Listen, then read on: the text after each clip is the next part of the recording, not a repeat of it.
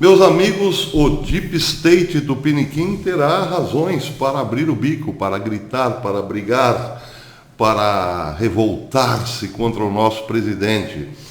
Nota dada na Infobae, desde ontem à noite, o governo brasileiro ordenou a retirada de todos os diplomatas e funcionários de serviços estrangeiros na Venezuela, enquanto notificava o governo de Nicolás Maduro a retirar seus representantes do território brasileiro, disseram fontes do governo brasileiro à Associated Press. Todas as autoridades brasileiras de serviços estrangeiros foram removidas. Não sobrará ninguém em toda a Venezuela, disse a fonte à France Press, depois que a publicação de 4 diplomatas e uma dúzia de oficiais de sua embaixada e consulados na Venezuela foi publicada na quinta-feira no Diário Oficial. A decisão foi assistida pelo ministro das Relações Exteriores do Brasil, Ernesto Araújo. Segundo o Globo, ainda se avalia como será prestada assistência consular aos cidadãos do país. Aqui os globalistas abrirão o bico. Bolsonaro deixou, isolou, ou melhor, abandonou os brasileiros que vivem na Venezuela. Esses não terão onde tirar documentos e assim por diante. Bem, a matéria segue dizendo: o Brasil faz parte dos 50 países que consideram o governo de Maduro ilegítimo e reconhecem a oposição a Juan Guaidó, reconhecem o opositor Juan Guaidó como presidente responsável. O governo brasileiro também reconhece a embaixadora nomeada por Guaidó no Brasil, Maria Tereza Belandria, melhor dizendo. Entre os diplomatas está o chefe da embaixada Rodolfo Braga e o cônsul-geral de Caracas, Elza Moreira Marcelino de Castro. O ministro das Relações Exteriores do Brasil, Ernesto Araújo, também ordenou a retirada de 11 funcionários dessas delegações, incluindo 6 da embaixada e consulado da capital venezuelana. A fonte não conseguiu detalhar qual seria a data da saída das autoridades brasileiras, mas as informações citadas pela imprensa brasileira indicam que o processo de retirada de todo o pessoal culminaria em 2 meses. A medida, no entanto, não implica que a embaixada seja fechada. O governo canadense havia adotado a mesma medida no ano passado, sem romper as relações diplomáticas com a Venezuela. No caso do governo Jair Bolsonaro, ainda não se sabe se adotará uma posição mais extremada, diz a Infobae. Nem está claro o que acontecerá com as propriedades pertencentes ao Estado brasileiro na Venezuela, incluindo a residência do embaixador, localizada em um dos bairros mais sofisticados da capital, a capital venezuelana, o Country Club, que passou por uma reforma quase total há alguns anos. Existem móveis e obras de arte de alto valor, cujo destino ainda é incerto. Bem, aí a Infobae diz que as relações entre Brasil e Venezuela estão passando por uma fase de tensões desde que o Brasil promoveu a suspensão de Caracas do Mercosul em agosto de 2017, durante o governo de Michel Temer. No mesmo ano, o governo de Nicolás Maduro expulsou o então embaixador brasileiro Rui Pereira. Estima-se que 10 mil brasileiros vivem em território venezuelano, onde dependem do serviço consular brasileiro para emissão de documentos de identidade. Ainda a maneira pela qual a assistência será consultada é considerada no governo brasileiro, acrescentou fonte. Nas últimas semanas, Maduro acusou Bolsonaro de quem ele chama de fascista, de arrastar as Forças Armadas brasileiras para um conflito armado contra a Venezuela e realizou exercícios militares em meados de fevereiro. Bem, aqui a grita de Maduro é seguida pelo Deep State Tupiniquim. Bolsonaro, fascista, está arrastando as forças brasileiras para um conflito armado contra a Venezuela. O que acontece é que o Brasil está seguindo o padrão, o modelo ditado pelo governo norte-americano, pelo Grupo de Lima e por qualquer um que tenha um mínimo de bom senso. Não se pode ter relações com bandidos, não se pode reconhecer a oficialidade de um bandido. Sim, a oficialidade de um bandido só é concretizada quando este representa a si mesmo atrás das grades. Não é o caso de Maduro, como também aqui no Brasil não é o caso de Lula. Não se pode dar credenciais a bandidos, e o Brasil está indo no caminho certo nesse sentido. Mas o fato é que o bandido, por sua vez, tem o seu bando, e o bando está forte e muito irado em qualquer lugar do mundo. Vejam o caso dos Estados Unidos, por exemplo. Donald Trump, que tem a maioria do Partido Democrata contra si, ou melhor, o Deep State que comanda o Partido Democrata, tem também contra si burocratas permanentes, além de republicanos que fazem parte do Deep State, tem Wall Street, Rússia, Irã, China, Venezuela, Europa cosmopolita, pessimistas do aquecimento global, os piores terroristas do Oriente Médio e terroristas domésticos da Antifa. Todos esses trabalham em conjunto contra Donald Trump. Aqui no Brasil não é diferente. Aqui a grande mídia, comandada por Rede Globo, que vem destruindo a família brasileira há 50 anos, há quase 50 anos, é o carro-chefe dos ataques permanentes, diários, diuturnos e noturnos, como diria Dilma Rousseff, contra o presidente Bolsonaro.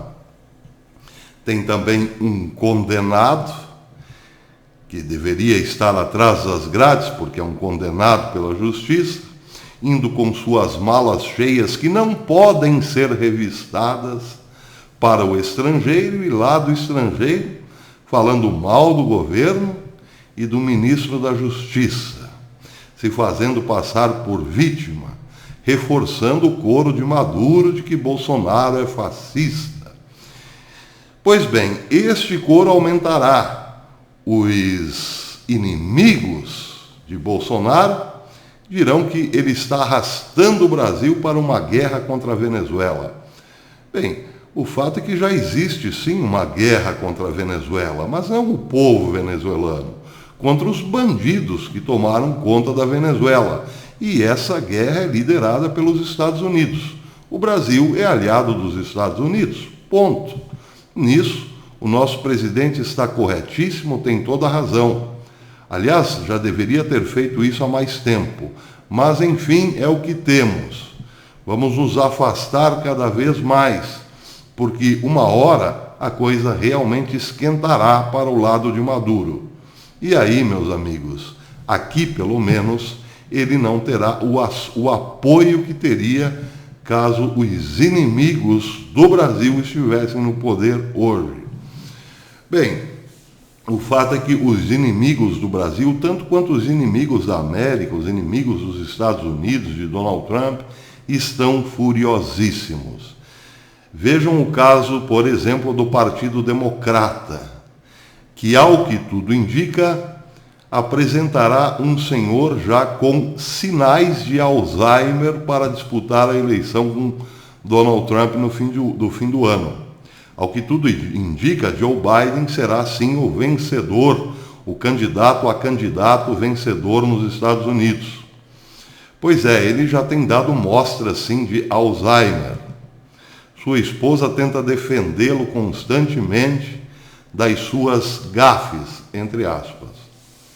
Acontece que Joe Biden, no apogeu, no ápice da sua saúde mental, mostrava sérias deficiências de comportamento, de caráter.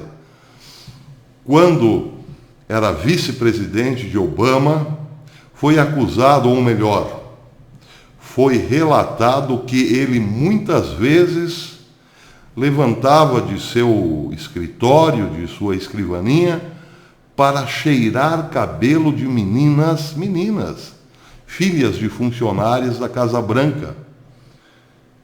Ele tinha esse costume, cheirar cabelo de menininhas, de 10, 11, 12 anos.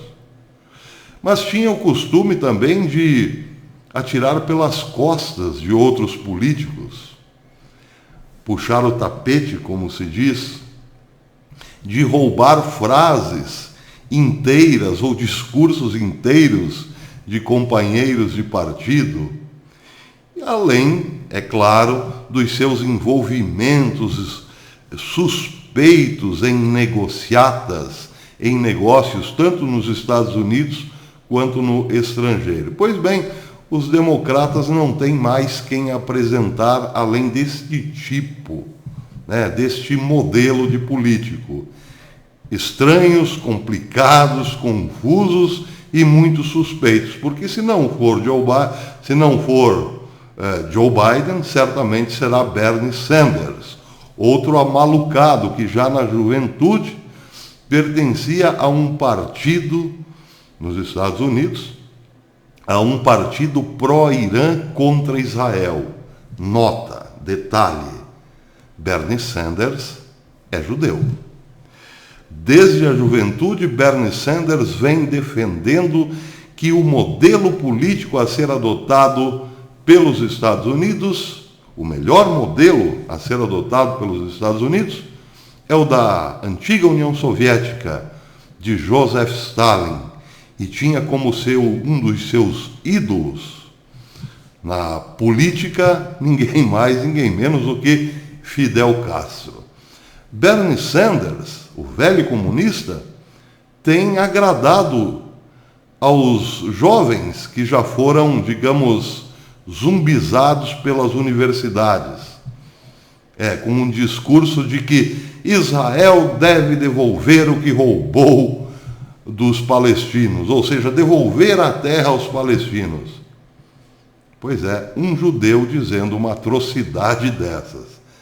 Ele não sabe que os grileiros são justamente os palestinos, que nunca tiveram terra nenhuma naquela região, eram gregos, foram levados para aquela região por Alexandre o Grande para espalharem a cultura grega. Mas Bernie Sanders, como judeu, jamais leu uma linha da Torá, nem teve o trabalho de verificar a história. Só que é um discurso para fora, provavelmente, para agradar justamente os jovens que vão para as universidades encherem a cabeça de fumaça. Pois é. Bem, o que esperar, o que o Partido Democrata, o que o Deep State pode esperar desse staff, desse grupo de pessoas que se apresentam para salvar o Partido Democrata e os interesses do Deep State? Nada. Eles sabem que está tudo perdido.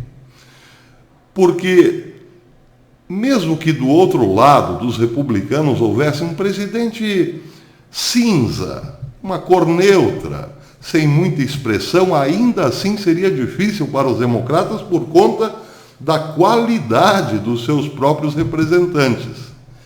Que dirá então numa luta contra Donald Trump, que é simplesmente o cara. Pois é, eles sabem que está tudo perdido. É claro que inventarão alguma coisa até o final do ano, um fator novo, porque se dependerem do estranho Joe Biden ou do velho comunista Bernie Sanders, a coisa para os democratas está feia. No Brasil, o mesmo.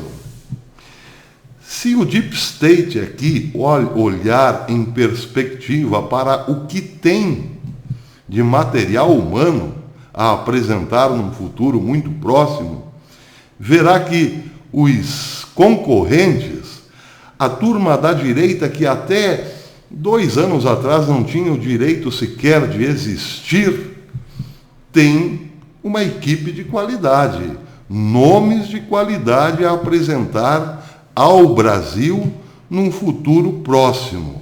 Vejam, por exemplo, esses poucos nomes que podem sim fazer a diferença na política brasileira por muitos e muitos e muitos anos.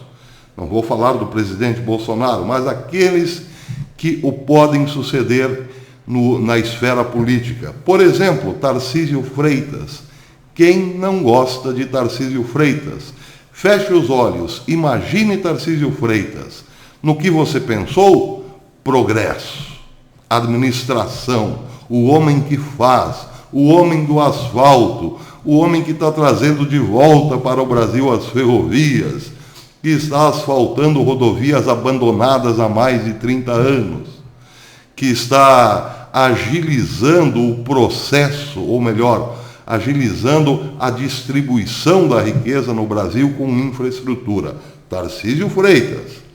Luiz Felipe Orleans de Bragança, um excelente nome para qualquer governo hoje. E logo mais na frente, por que não? A presidência da República, o homem que sabe que precisa mexer nesta chaga nacional chamada Constituição Brasileira, a Constituição mais vermelha da América Latina, excetuando, evidentemente, a da Venezuela. Sérgio Moro, precisa dizer alguma coisa? É claro que não. Paulo Guedes, precisa dizer alguma coisa? Claro que não. Por enquanto, Paulo Guedes ainda é criticado porque o dólar está alto. O dólar está alto no mundo inteiro, meu filho. Mas isso não é por culpa de Bolsonaro ou Paulo Guedes. É mérito de Donald Trump, que fez dos Estados Unidos uma economia gigantesca outra vez, depois de ser afundada por Barack Obama. Weintraub, o homem que sabe que tem que mudar a educação brasileira.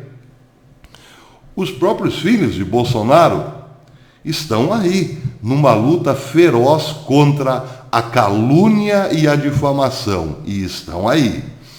O Ricardo Salles, por exemplo, Damares Alves, por exemplo, Tereza Cristina.